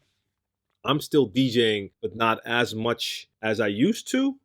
And I definitely choose the type of gigs I DJ. So I'm not looking for the most gigs or the most popular spots. Because what I see when I see a lot of DJs playing the popular spots, you can tell that a lot of them are not chosen because they're the best DJs. They just know they have a certain popularity. Mm-hmm. Certain DJs are just really good at networking as well, which always helps. If you have the right connects, that can definitely get you some spots. But then again, even social media is also a way of networking. So it's all about that presence. So presence in the right networks and presence online is really important. That is a way people will judge if you can actually create attention, grab a crowd. So that's my best guess right now. And after this whole pandemic is done, I'm actually going to have conversations with promoters here, not for myself, but actually as new information for DJs. But it is tricky because I understand that it's going to be different in every city and country. I listen to certain podcasts online, DJ podcasts. And for instance, when I listen to a podcast from a couple DJs out of LA, and they're talking about the LA and the Vegas scene, the way they describe their whole club scene, it sounds like a total alien world to me because it's totally different than what I see when I see clubs here in Amsterdam. So it's really hard for me, especially when DJs from other countries ask me what to do. It's pretty tricky because I can imagine in London, it's going to be different in Amsterdam when it comes to how promoters book DJs and what they're looking for and what type of parties you actually have over there compared to over here. And I haven't been to London in a long time, so I have no idea what's going on there right now either. Well, I can tell you that certainly your ability to bring an audience or sell tickets, like I say, that is important. I've played in places before where, as part of your role as a DJ, they say to you, can you sell 50 tickets? Can you bring people? Right. Sometimes that actually is more important. Like, I'm not sure about how it is in Holland, but in England, universities and nightlife is a huge scene here. So in the university towns like Manchester and Nottingham and Leeds, nightlife is essentially taken over by students. And I've got friends at universities who are doing big DJ gigs, but they basically put on the whole night. So they contact a club to play at, and it will be down to them to do everything, to bring everyone to the club, to create the flyers or the Facebook event, to invite people. They could be up there just sticking a CD in and turning it on. The club doesn't care. You bring literally everyone there yourself. And if you can do that, they'll say, sure, put you on because you'll sell drinks. And that's kind of what they're there for. So here it's like, can you bring people, especially somewhere at university, it's a lot easier because everyone wants to go out anyway. So you don't really have to encourage them much. If you're a popular person, it's just put on a night. That will be a sort of, not easy, but that's definitely an attainable route for DJs here to get bigger gigs if they're in the university towns, is to bring people. And then other than that, the most successful DJs that I know are producers. They are artist DJs. Right. So they've got big songs. And again, it doesn't matter to that crowd whether they can DJ or not. They want to be able to see the person who made that song. And I understand that. I went and watched K Tronada perform here, and I just wanted to see him because he's the guy who makes songs that I like. Yeah. There's a radio DJ here called Charlie Sloth, and I went to see him, and he could not mix. And I was shocked because he's quite a lot older, at least in his 30s, maybe 40. So you would think after years, 10 or 15 years, you would have mastered the skills. But no, he couldn't mix at all. No. What he does is just, he uses the mic, he hits the sirens, and he's like, oh, new fire from Jay Huss or whoever it is. He plays the songs people want to hear, and no one seemed to notice either, obviously. I was there and I thought, man, he doesn't know how to mix at all. But of course he's going to get big bookies because he's on BBC One Extra, a huge radio show. And he's developed a brand and a personality. And actually, I would say that is an important thing that the marketplace wants for DJs out there. Don't be one of those people who says, well, I'm a good DJ and people should book me for that. Don't neglect the elements of building a brand. And when I was learning to DJ, one of the guys who taught me, he was probably about 40. And he was very against Instagram and things like that. And then basically his DJing completely dried up, actually. No, of course, I understand that's what's going to happen. And especially with older DJs, and not just DJs, I see this with people in general who still try to neglect or overlook the important role of the internet and social media. Like, nah, I'm not on that. I don't use that.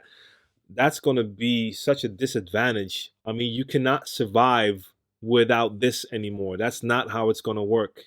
So you have to use it. And whoever doesn't, like you said, it's going to dry up.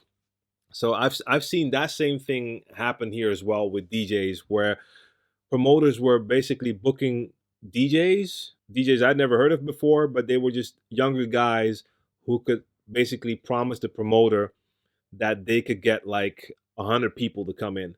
And sometimes it was so scary, it wasn't even 100 people that would buy tickets, but they would get 100 people on the guest list. And the promoter was still fine with that because that means you get 100 people in the club. You're like, we're down to that level now. But yeah, it's the same thing when we're talking about brands. You have artists who can get more DJ bookings than DJs because they have that brand and people will come. Anyone from Snoop the Paris Hilton has done DJ gigs because people know that they're going to attract the attention. So that's part of the world we're living in right now. So yeah, as a DJ, you have a couple of choices. Either you want to stay totally away from that, and that means that you will have less or no bookings, and then you need to be fine with that, or you need to definitely also try to build your brand online. And it doesn't mean that you have to turn into some sort of clown to grab attention, but you need to have that social presence there. And that's going to take extra work. And I was talking to some people from a computer brand as well. Like, DJs are going to turn into content creators and not just be DJs anymore. Like, either they're going to be into production as well, but they're also going to have to make like videos and other content to showcase the brand and to be visible as a brand. And that's different now than it was before. We used to have to go out as DJs to make a name and to prove yourself. I used to make mixtapes and go to different places and sell my mixtapes on the street. And hopefully later people will come back like, hey, I heard the tape and I want to book you. But I'm talking like 25 years ago. We're living in a different era now. In a way, it's easier because you don't have to go around with your mixtapes anymore. But now we have different tools. The only thing is every DJ has that same access as you. So you have to find ways to set yourself apart again, bringing us back to adding maybe scratches to your skill set. Or for some people, it is personality. If you have like a crazy personality, you can do totally different things online that still grab people's attention. And oh, by the way, I'm also a DJ. And if they have like a couple 100,000 followers because they do crazy stuff online, they can still get the bookings after that.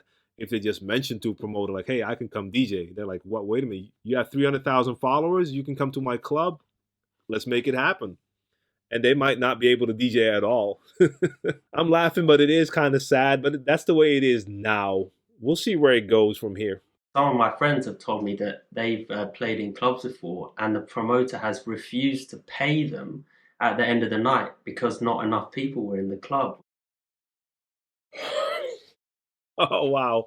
You think, I'm here to DJ, I did DJ, but they'll say, oh, but there wasn't enough people in the club, so we can't pay you. It's extremely important, basically. You were saying that now you have to become a content creator. I'm going through that process myself now, starting back in November last year. I used Mixcloud for like 2 years and I put up so many mixes on there and I sent them to loads of people, and I like do house and garage mainly, and a lot of my mixes went into the Mixcloud charts even. So I'd send them to people and I'd be like, oh, this is number 7 in the charts, and I thought like it was going to do so much for me. I never had one single booking or opportunity off of Mixcloud. People don't even listen to it. When I started moving to videos, I got contacted basically straight away. And I remember saying to my mum, I didn't realize to be a DJ, I was going to have to learn to be a video editor. And that has been like a real big challenge to me. I did contact some people to do the videos for me. My friends who are recommending videographers to me are big DJs playing big festivals and making a lot of money. And so their videographers came to me with their prices, which was like, you know, £700 for a day to make a video. And I thought, no, I've got to learn to do this myself, man, because I've got so many videos to do.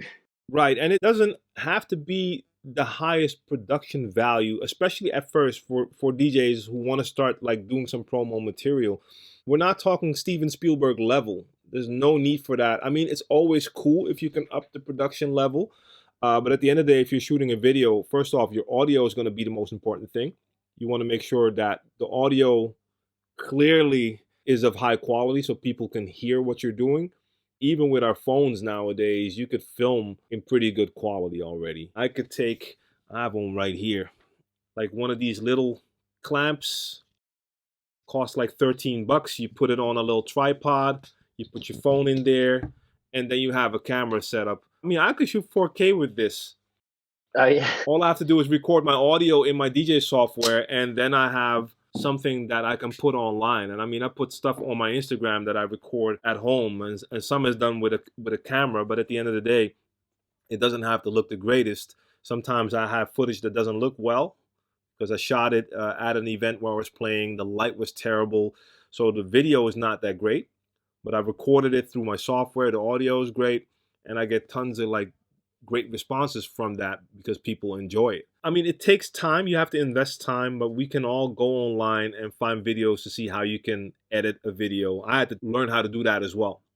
I taught myself everything about like filming and lighting and editing and making intros in After Effects and you name it from tutorials online. The same way people watch my tutorials for DJing, I watch other tutorials on how to edit and stuff like that. But it is something that is pretty valuable right now. Like you said it, you make the mixes. People have less of an attention span to check out mixes, and a mix alone is not enough to sell the brand anymore. They want the visual now as well. And I think one thing that's going to play a bigger part now is live streaming. Like you see it now, every DJ is at home, a lot of live streams going on. Even after we get out of this pandemic, this lockdown, I feel live streaming will remain a part for a lot of DJs to actually promote themselves. Like, so even if you don't have gigs that week, you make sure you get that live stream out and you can actually build an audience, and they'll come for the music as well, but it's also a great representation of how you are as a DJ. So promoters can have like the visual as well. Like, okay, this is that DJ. And unfortunately, they might look at certain things like looks. I'm not sure. That's a possibility that if you look better, that might be something they're interested in. But no matter how you put it, live streaming is another new tool, even though it's not that new. I've live streamed since years ago. Oh, yeah. And talking about Mixcloud now made it a possibility to do it without getting your stream taken down. So that's a great thing as well. I saw that. Part of the challenge of making videos has been getting them blocked. Like I put up a video last week on Instagram and it got blocked because I put a Facebook logo in it that isn't the most up-to-date Facebook logo, they told me, and I have to download a brand package. So then I redid it and then it got blocked again for profanity because I said the word in the video. So I was like, oh man. Oh. More than 30 seconds of a song, that gets taken down. So I've had to like learn all of these things. And when you're trying to show a transition, you don't want to end the video exactly at 30 seconds sometimes because it's too abrupt. So it's not just, okay, make it 29 seconds and we're fine. You need a little bit longer. Yeah, where within 29 seconds is it suitable for me to change? So it's been a challenge to me, but I'm glad I've started it because like I said, one of the first videos I put up, I did get messaged about and I was like, all of that time on Mixcloud.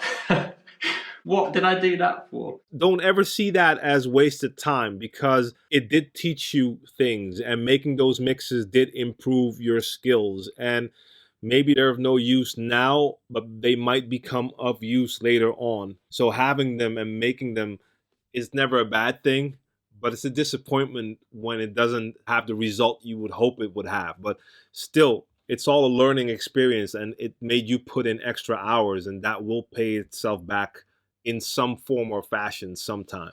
Well, so far, they're basically only serve the purpose of being a record for me to go back and see how I've improved. I can see where I was a year ago. Yeah, I would say to like new DJs, if you have to choose between Mixcloud and videos, just forget Mixcloud.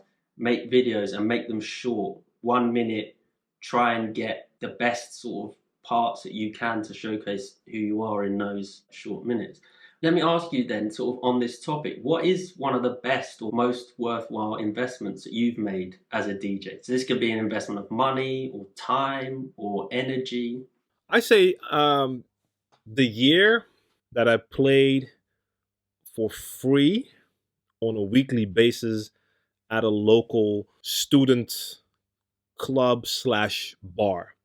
And this is a debate between DJs where certain DJs will tell you never play for free, and I'm definitely on the opposite side, that whole spectrum. That was in my beginning years.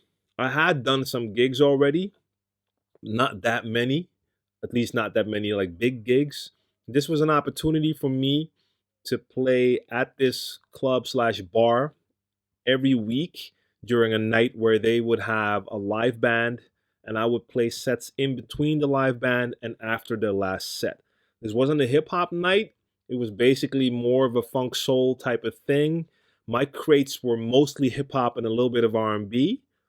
And I had to carry those crates there every time I came. And I did that for a year. That did not pay me a cent, but the amount of experience I gained there is priceless. First off, it was like not in my comfort zone. So I had to be creative with the music I had to still play for that crowd. Now, when you have a crowd that's into like funk and soul, they can appreciate hip hop to a certain degree, especially the hip hop I was playing then because it had a lot of funk and soul samples in there. But still, this is not a hardcore hip hop crowd. So I make sure I find every song that I had that had like a hook with vocals in there. Any type of singing was good to add. I had some R&B, some older records. It taught me so much about reading a crowd, especially because it wasn't like a hip hop crowd. Okay, is this working? How far can I take them? Ooh, that may be a little bit too rough. Let's try something else. I would also sometimes do a bit of scratching while the band was still playing. So that was teaching me more about playing with musicians. So investing that time, taking my stuff over there every week and at night carrying it back home again, that's something that taught me so much. So that was a great investment for me. That's one thing. I call it the biggest investment because it took so much time. I did it for such a long time. It's not like I played there for free twice and then I got paid. I just went there and did that for the amount of time that I did it. And I love the fact that I did it. It taught me so much. You cannot learn stuff like that at home. You can practice at home all you want, but it's not the same as being there, having a dance floor with people in front of you and having to perform and having to actually see and hear their reactions. So that's something that was really, really important. I'm trying to think of other things when it comes to investments. I'm not really sure. I'm lucky enough that I was able to get over the years a lot of the gear that I used through different sponsors. I mean, I did buy mixers every now and then, and of course all my needles and stuff like that. Recording equipment, buying audio interfaces so I could record my mixes in higher quality, stuff like that. But no, nothing compares to that year of mixing at that club. I think that's my greatest investment. It's an investment of time, but what I got back from it is invaluable. Nice. What were some of the things that you struggled with the most when you were starting out as a DJ? And also, what are the things that you struggle with now as a professional? In the beginning, I don't know. See, what the thing is for me, I kind of just rolled into this. I found something I really liked and I started to do it at home. And at first, I had no aspiration at all to become a professional DJ. I just loved playing music and scratching. That was my thing. I was happy doing that. And at a certain point, I started to do mixtapes just because that was something that was cool for me to do. And I started to sell them as well. But I kind of just rolled into it. I mean, I started to play at parties, just house parties, friends of mine, like a birthday party. And I would bring my records and playing at a local youth center. And that's when I got introduced to playing in front of people. And that's when I discovered, like, hey, this is actually great because now I'm playing in a place where I can hear the music I love a lot louder than I can hear it at home. And I have people on the dance floor appreciating what I play. And once you get those first oohs and ahs from a crowd, that's a feeling that, like, whoa, this is amazing. So then I did discover, like, hey, this is actually something I like to continue to do. And I did that at the youth center once a month. The next morning, I would go to the record store, take my little money I earned and buy more vinyl. But that wasn't a struggle. I enjoyed spending hours and hours and hours at home recording mixes, just putting the tape deck on, hitting record, mixing. When the tape was done, I'd stop. I would play the tape. I would listen to what I just did, and I would hear whatever I did right and wrong. And then I hit record again and start mixing again. So that was never a struggle. I think the first struggle for me was basically having to name a price. Right. That was the tricky one. Once I started to get calls from people like, hey, you want to come DJ? How much do you charge? That was like, whoa, that's pretty difficult when you never charged money for your gigs before, because my first gigs were just gigs where they had a certain budget and I was cool with whatever. But once you get that question, like, what's your price? That's something I struggled with. I didn't really have DJs to communicate and ask like, hey, what's the normal price? So basically I just freestyled that as well. So I don't even remember. Maybe I was underpaid. Maybe I was paid right, those gigs. But that was basically it. Everything from there, I mean, DJing for an artist is something I rolled into because we just met. I DJed for a group for a while just because it was fun. And then I met the artist that I'm still touring with till this date. And we're in year 22 now. So we've been touring for 22 years. And still MC Brainpower. Yeah, and that's not planned. That just happened. Still doing shows. I still produce some of the tracks, and that's still going. I think the biggest struggle in the last couple of years is not a struggle. It's more of a fact that I'm realizing that I want to be really picky with the gigs I take. It can be a dilemma. So once you discover that you really only want to play the gigs that you really enjoy because you want to make sure that you still like doing this. That happened after I did a couple of gigs that were just no fun. They paid very well, but they were no fun at all. And I never had that feeling before. So at the end of the night, you're feeling like this wasn't fun. That's not why I became a DJ. So then you have to make a choice. Like, what am I going to do? The current vibe here in the Netherlands in the clubs is not really my thing. So they're playing a lot of music that I'm not really into. So I know that if I want to do more bookings, I'm going to have to play that stuff. I chose not to, but that means that you're not going to have a lot of bookings. So that's a dilemma right there. That's something you can struggle with for a while. Like, okay, how am I going to do this? And for me, I'm at a point where I kind of really want to make sure that I rediscover myself, know exactly what I want to do and what I don't want to do. And if that means that I might have to build an entire new fan base when it comes to what I play, then I'll do that. But that's the thing that's going to make sure that I stay happy. I'm lucky that I can actually make that choice because DJing is not my only income. The video side of things has brought a lot for me. So my own YouTube channel, that's cool. That's like a little bit of side change from the ad revenue. It's not that much. I mean, my videos don't get like hundreds of thousands of views and millions of views. So it's a couple of hundred a month, and that's great. That's a nice extra. But making those videos has led to other jobs, and now I make video content for a couple of different companies. So that's just a monthly income by making video content. So that allowed it for me to be a little bit easier when it came to that DJ choice. It would be more of a struggle if DJing was my only thing. Because if I have to make all my money from DJing, then you really have to look like, okay, this is the current environment. I know exactly what type of parties are happening and what type of music is being played. How can I survive? And I know a lot of colleagues of mine that do a lot of gigs where they play a lot of music they don't want to play. But they're like, hey, the bills need to be paid. I just never want to be in a situation where that becomes the norm, because I started this out of a passion. I love doing this. As soon as I turn that way, I know the love and passion is going to diminish. I don't want to see that happening. So I'm blessed. I mean, I have the right to make that choice. I don't DJ as much right now, but I can still maintain. And especially like now during this pandemic, the lockdown means that there's no gigs, but I still have my video content gigs. It's actually a blessing for me that I took this turn because I still have work now. But that was a struggle. And it will maintain the beat to a certain degree. Like, I mean, I love DJing, but I want to make sure it remains fun.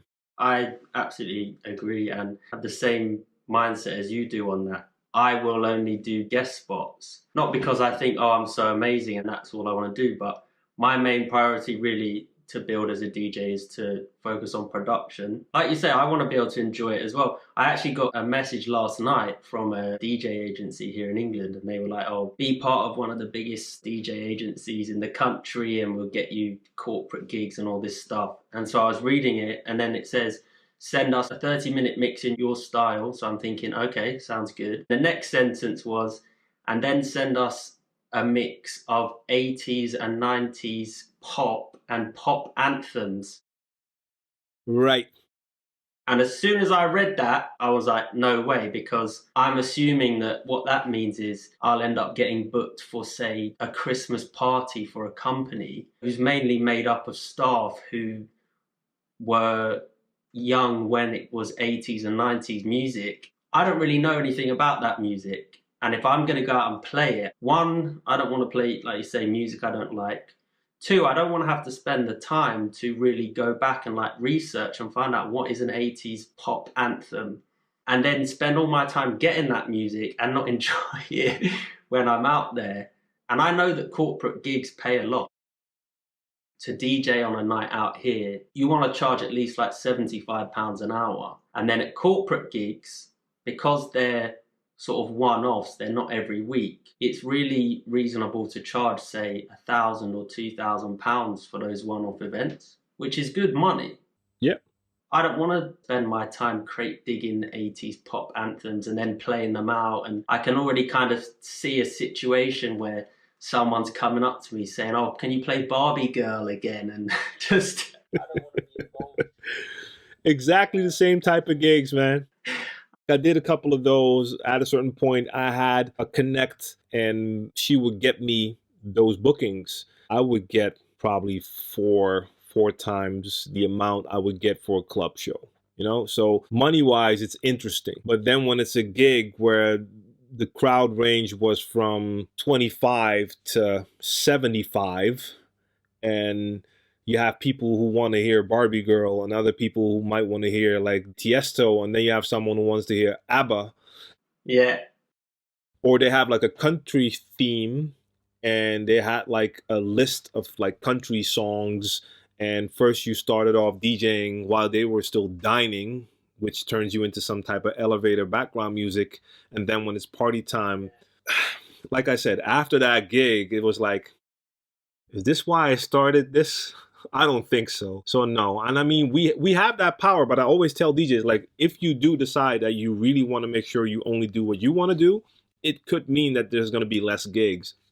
I know DJs that don't mind playing anything. So for them, it's perfect, and they can take any gig, and it doesn't matter if they have to play like 60s, 70s, 80s. It's all perfectly fine for them. But if that's not in you as a DJ, then you shouldn't be doing it. The only time I've done that and enjoyed it is the couple of years that I did a party at my oldest son's school. So I'm talking, I think you probably call it primary school. That's like from age 4 to 12. Yeah, that's it, primary school. All of the music I played was music I've never heard before. And I just brought my DJ set where I have Algorithm DJ software, because it has Spotify in there. And those kids would come up and they would name all sorts of songs I'd never heard before. I type them into Spotify and I play them, and you have kids dancing and having fun. It was my son's school. At that point, that was perfectly fine for me. I was not trying to make fancy transitions. I did not mind doing that for a couple of years, once a year at this school barbecue with just the parents that I already knew. And that was great fun for 2 hours. But as like a corporate gig where they're still expecting you to be like the real DJ and playing all sorts of music you don't want to play, it didn't work for me. It just didn't work for me. And you're still even passionate enough that you would take the time to actually, like you said, you would actually start to research to see which 80s pop songs are the songs. Some DJ wouldn't even go to that trouble. They'll just download a list and play whatever. I guess that's not for us, man. That's just basically because I feel like if I'm going to do something, I want to do it well. And if I'm going to charge people, £1,000, £2,000, whilst I don't want to be someone who's playing music that they don't want to, if someone's paid me for a service, I don't want to give them a disservice and say, well, I don't really like this music, so I'm going to act like I don't like it. I'm going to be frowning and I'm going to really show you that I hate being here. No, if I said, yes, I'll do it, and I charge for it, I'm going to want to do the best job and make sure that those people think I am fascinated by blue dabba dee dabba die, Right. There's an opportunity cost to everything that we do. So if I take this opportunity, it costs me because I can't do something else. And like you say, you have to decide what it is you want to do. So for me as a DJ, I want to be a huge festival DJ. And to me, what that means is being an artist DJ. Yeah. So when I consider how I should spend my time is best spent actually focusing on music production. I'm really learning it like I did with DJing. So I'm doing courses and learning it properly like a student. And I'm thinking long term, because obviously I don't get paid to learn to produce right now. And yes, I could go out and DJ and get paid immediately. But the people I know that do that, they do that and it never really changes. So some people I know that have been DJing 5 nights a week for the last 5 years, they're still DJing 5 nights a week in the same places. They get paid basically the same amount of money and nothing's changed. Whereas I know people who didn't make music 5 years ago, but started, and now they're doing Coachella and other big festivals. So that is the route that I see is the best for me. It's not about money right now. It's about getting good at producing. And then I can go back out into the world and perform those songs as a DJ. Right. And actually play to my own crowds. 100%. Yeah. So you're investing right now, but it's actually better because you're focused. I mean, it's really hard to be like on full-time DJing and at the same time learn how to produce, make music, and actually find the time to make music. There's a lot of time that goes into that as well. I mean, that's one of the things, it hasn't bothered me, but it's always something that's on my mind, that I never had enough time to make music.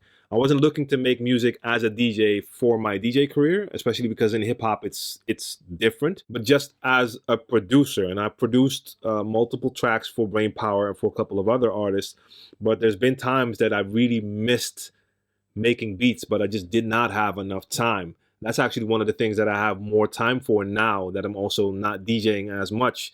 So I'm spending more time making new music, which is actually a joy for me to do as well.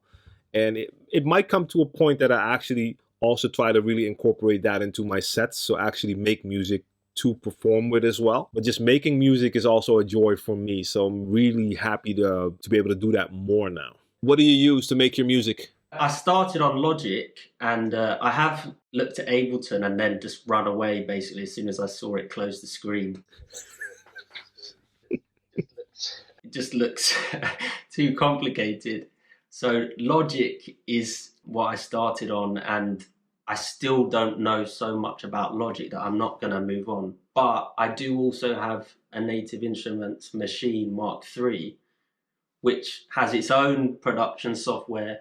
Also in that, between those two, I don't feel like I need to take on learning anything else. I still want to do Ableton, but I had the same thing because I've worked with Cubase, I've worked with Logic, different DAWs, and they all have similarities. And then you run into Ableton, and Ableton is a different animal altogether. So the first time I saw it, I was like, wait a minute. Normally, intuitively, I understand, and with Ableton, I didn't. But I will take the time because I do know that Ableton is a great one also to use for live performances. So one day I'll get into it. But for now, that's iMachine right there. And Machine is actually my main production tool. It's been for the last, 5 years or so. I'm still on Machine Mark 1, but Machine, I love working with that. I have to say, I found that not very user-friendly. When I set it up the first time, I was like, let me make some beats. It just kept looping. I couldn't get it to go off the loop. I was like, okay, it's not going to be as simple as just make beats on this. But as someone who's a drummer, the interaction of being able to actually touch the pads, that is more appealing to me than using Logic. So yeah, it's basically I'm kind of going between the two, and it's going to take a long time. And that's also why I'm, like you, being picky about what gigs will I do? It's like, where is my time best spent? Is it going out to get money, or is it doing this? Some DJ opportunities are worth going for. So I still do radio if I get the opportunity, or if there's guest spots in different cities in England, that's also good. But otherwise, my focus is make music. And that's just the path that I've decided, although I know that some of my friends, they can't really understand it, the ones that aren't DJs. You know, someone said to me, are you even a DJ if you don't play every weekend? Yes, I'm still a DJ. I'm just not active. But to them, I guess it looks like you're not getting booked, like you were trying to all the time and aren't getting it. But from speaking to the people that I know and the people I consider successful, I've kind of worked out what's the way to do it. And then I've chosen the avenue of production. That's what I'm focused on. And hopefully I'll be able to look back and sort of say, told you so. Yeah, people are inventing new rules, man. Now they're saying that you're not a DJ if you're not on flyers every week. I mean, yeah, whatever. Yeah, exactly. Talking about sort of like big DJs, there's often an image or a perception of glamour associated with being a big successful DJ. But obviously, you know that the success rarely happens in a straight line. It's not just bedroom, I got really good and then did a few clubs and hit the festival. No. Something that's talked about in the startup world is something called the trough of sorrow. When a company is developed, they might have a great idea, but even the big companies like Dropbox or Airbnb, they all face challenges in the beginning, whether it's the hotel market try and stop Airbnb coming in, or they're developing a website and an app, and the app will have problems. Sometimes when you see the finished product, it's easy to say that, oh, well, Airbnb must have had it so easy. Look how big they are. They're all billionaires. And you don't see the build up to that. So for DJs who are sort of building, if you're able to maybe give them advice or identify that trough of sorrow for them, so that when they do face these dips or moments where they're not getting booked, just so that they're not discouraged and they don't, give up, where should they expect to face these plateaus or stumbling in their learning? I think it can happen during any time of the process. And most likely it will, because there's a lot of factors that just come into play that you're not even prepared for. For instance, let's say you've booked your first gigs, or even beyond that, you found yourself your first residency. So it feels like, hey, I'm in there now. I'm playing at this club every week. In a couple of months, something could happen and that club could close. Or not even that drastically. It could be that the owner decides to move on and someone else is in charge now, and they decide to bring in DJs they know, and all of a sudden your spot is gone. Stuff like that can happen, and it happens all the time. I've had it happen plenty of times with gigs that I've had, gigs that I really enjoyed, and then all of a sudden something happens and now those gigs are gone again. So it can be a constant up and down. Now, I've never approached my DJ career as a business, especially the first years. Like I said, it really just came out of passion and I rolled into this, but it took a long time. So I think at first I didn't even notice certain setbacks, but they happened. I just have such a love for it that even when I didn't have gigs, I would still have fun at home. I would still enjoy. But at a certain point, once you're really into it, these setbacks are annoying. It can hurt, but you just need to know that new opportunities can be created, even though in my time they were created in a different way than now. Now it might be more through social media or other outlets like that. But you can expect setbacks at any time. This is not a safe career. Yeah. Back in the days, you would say that this is not safe, and someone who has an office job has a safe career. Now, it has been proven that none of that is as safe as people might say it is either, because companies get bought and all of a sudden you have like 4,000 people getting laid off and you lose your job. Or even like right now, we DJs have no jobs right now. But if you see what's happening at companies as well, where certain companies, like you just mentioned Airbnb, and I think it was their company or a company like that, pretty big, where they just had to lay off a quarter of all of their employees. So that's not safe either. But for us, uncertainty is basically part of the deal. You start DJing, and DJing is not like a 9 to 5 where you just clock in every day. It's going to be a lot of time where you're investing in yourself. Hopefully that pays off. But the payoff is not one straight payoff where you just, okay, now I've made it and I'm here. That can still be a bumpy ride. I guess it's just great to prepare yourself for that mentally, because a lot of us get into this and no one tells you this in advance. It's the same thing for artists. I've run into plenty of artists who had like a hit and then they feel like, hey, I'm here. Now I'm at this level. And then in the next 2 years, they basically had no more hits. And now they're working at the local shoe store because they spent everything they made because they thought they were there now. That's not how it works. So don't get overconfident when things start to go well. Yeah. I think that's important. There's no real certainty. Even if you get a resident gig somewhere, things can change at any day. If this is something you really want to do and really like, then you will take those setbacks and just roll with the punches, and they will come.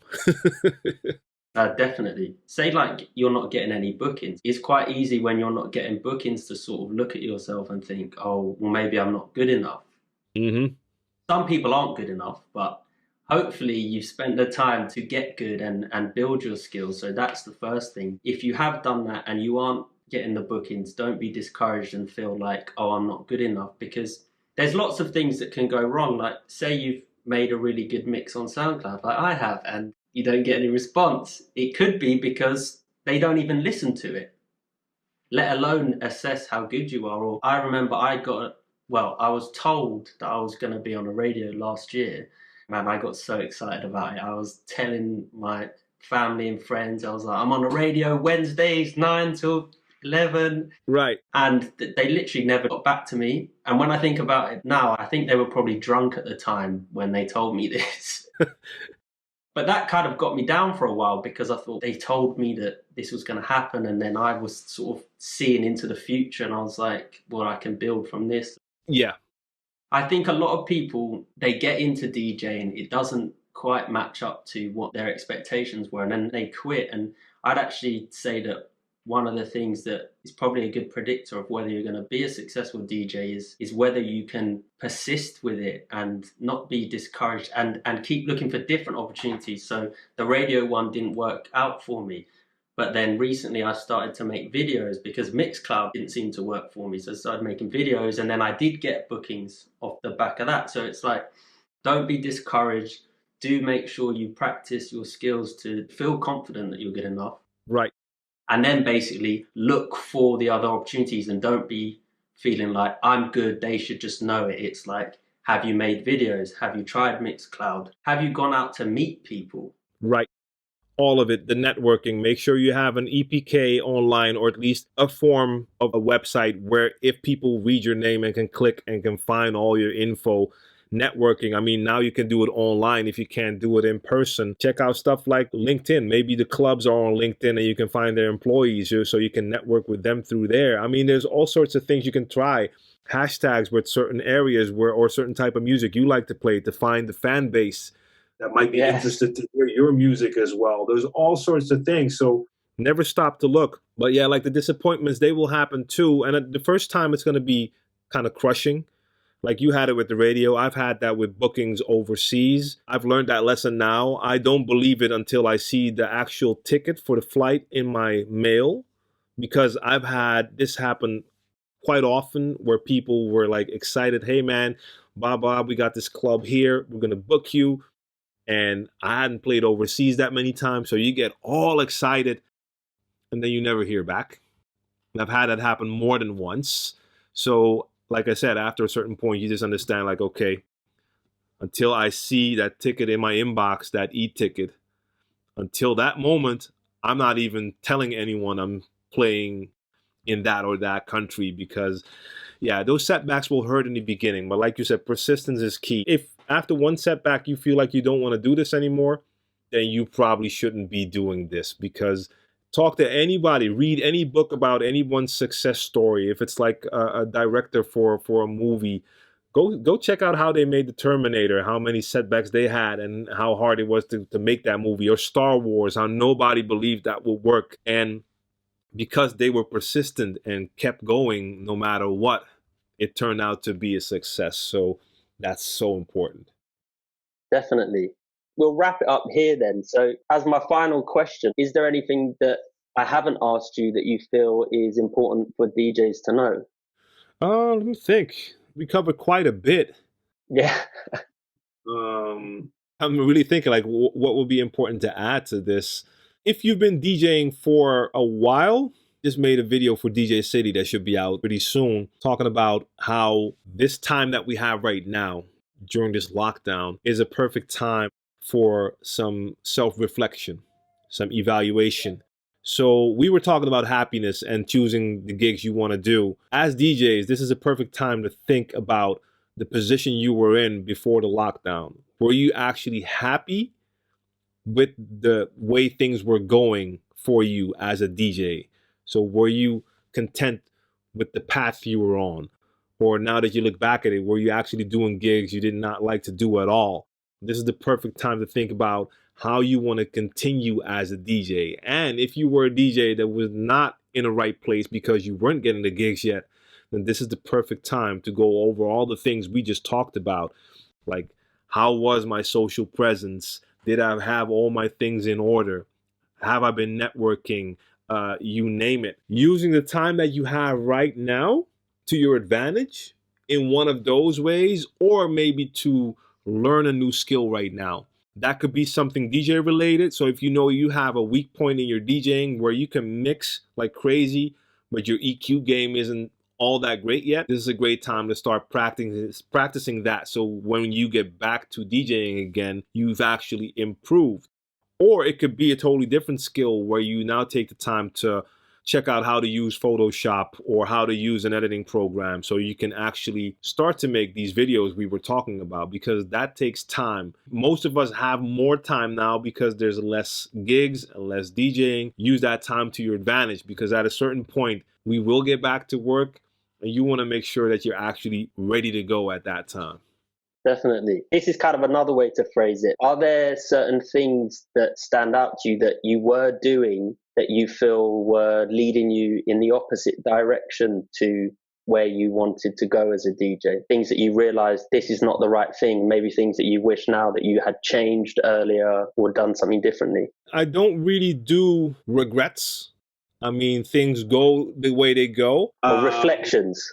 I've already seen that I want to change my path as far as a DJ and really just do the type of gigs I really want to do. That's why I've been DJing less for quite a bit longer. But I did know that I want to focus more on actually making my style of DJing even more my own. I'll be incorporating more things that I really want to do in my DJing. So that might really mean that I have to build a new fan base. It's not going to be like I'm going to totally change my style and play different genres. I want to step away from what's expected of me in a club even more and turn more towards myself. Now, that's not the best advice for new DJs to like be the rebel and be you and go into a club, because that's not going to end up well most of the times. But I do know I have it in me with the skills and knowledge I have and the experience I have to incorporate more elements I want to incorporate, but still make it something that is for the crowd. That most likely will also involve some more of my own actual production. So that's something I'll be concocting and working on from now until the future.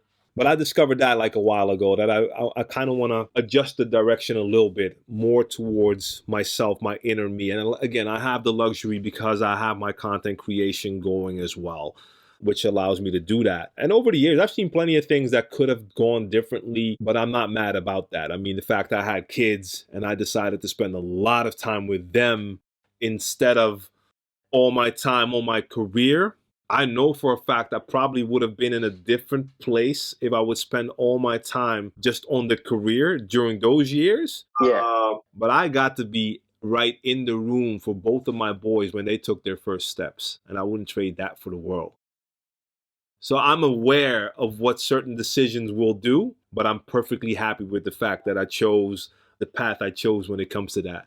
Yeah, obviously, certain things, like you say, with your children definitely are more important. You could be the biggest DJ in the world, but you wouldn't want to have absolutely no relationship with your children. I've seen DJs take the other path, though. Like the kids were with the mom and they went on to just do them. There's something to be said for that, because I know some of them, and some of them have made like a lot of money, which is also something that will be good because now they can spend time with the family. But like I said, they probably missed those first steps.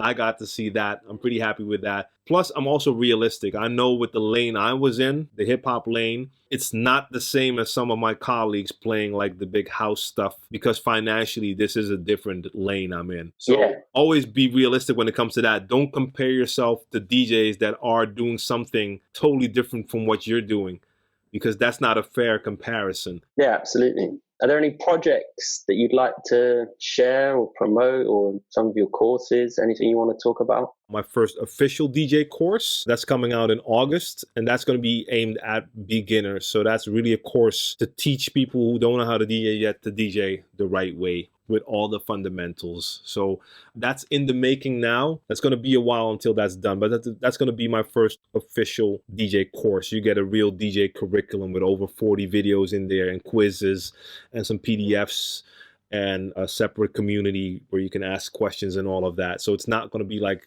just some YouTube videos. It's actually real curriculum. That's a new step for me to take it more to the business side of things because I haven't done that before. So I'm looking forward to that. Perfect. So watch out for the course dropping in August. Yes.